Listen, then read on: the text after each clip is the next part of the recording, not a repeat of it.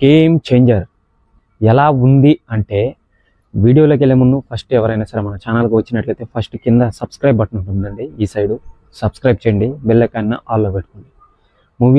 రివ్యూలోకి వెళ్ళే ముందు first game changer అసలు ఎలా ఉంది. నేను బాగా డిసప్పాయింటెడ్ అయ్యానండి. మూవీ అనేది భారీ బడ్జెట్తో తీశారు, ఓకే పర్వాలేదు.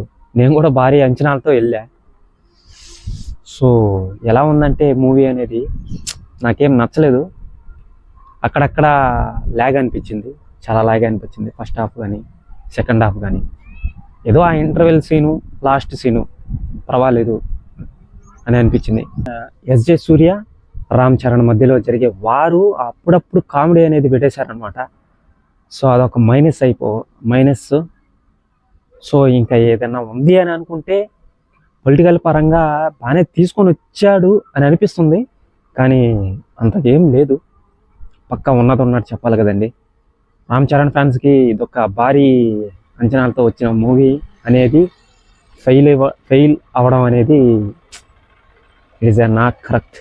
ఓకే, సో ఈ ఒక్కడు పోకిరి మళ్ళీ ఒకే ఒక్కడు అలా ఉంటుంది అని చెప్పడం అనేది అందరూ ఊహించేసుకున్నారనమాట. ఎందుకంటే అవి స్టోరీ పరంగా సూపర్ హిట్ మూవీస్ కదా. సో అదే స్టోరీ, అదే పోకిరి మూవీ ఇప్పుడు మహేష్ బాబుతో దిగితే ఇంకా వేరే లెవెల్లో ఉండు. ఈ స్టోరీ అనేది ఏంటంటే ఫస్ట్ హాఫ్ అనేది కొంచెం అలా తీసుకుంటూ వస్తాడు. సెకండ్ హాఫ్లో ఏదో ఇంపార్టెంట్ మెసేజ్ ఉంది అని అనుకుంటాము. సో అదేం లేదండి, నార్మల్గానే ఉంది. ఇప్పుడు ఒకే ఒక్కడు చూశారు కదా, శివాజీ చూశారు కదా. సో ఆ వేలో తీసుకొని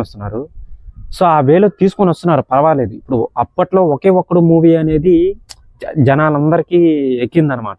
సో సూపర్ డూపర్ హిట్ అని. సో శివాజీ మూవీ కూడా సూపర్ డూపర్ హిట్ అని చెప్పి ఎక్కిందనమాట. సో పర్వాలేదు, బాగుంది అని చెప్పి అందరూ అనుకున్నారు. పర్వాలేదు కదండి, సూపర్గా ఉన్నాయి ఆ రెండు మూవీస్ అనేవి, బాగున్నాయి అనమాట. సో ఆ లెవెల్లో తీసుకురావాలనుకున్నాడు. సో ఇక్కడ డిసప్పాయింటెడ్ అనే చెప్పుకోవచ్చు. ఏం నచ్చలేదండి, బాగాలేదు. నేను ఇచ్చే మూవీ రేటింగ్ వచ్చి 2.75/5. అదే విషయం అనమాట. సో చూద్దాం కలెక్షన్ పరంగా మూవీ. పుష్ప మూవీని దేవరాని అయితే దాటుతుంది, పుష్ప 2 మూవీని దాటుతుందో లేదో తెలీదు. సో నేను అనుకుంటున్నాను దాటదు, అంత లేదండి, ఉన్నట్టు చెప్పుకోవాలి కదా. కాబట్టి సో రామ్ చరణ్ ఫ్యాన్స్కి ఇది ఒక బిగ్గెస్ట్ ఫెయిల్డ్ అని చెప్పుకోవచ్చు. ఓకే, చూద్దాం దాటుతుందో లేదో. ప్రతి అప్డేట్ని మీకు వీడియో పరంగా అందిస్తాను అనమాట. సో ఇది విషయం అనమాట. మూవీ రివ్యూ గుర్తుపెట్టుకోండి, 2.75/5.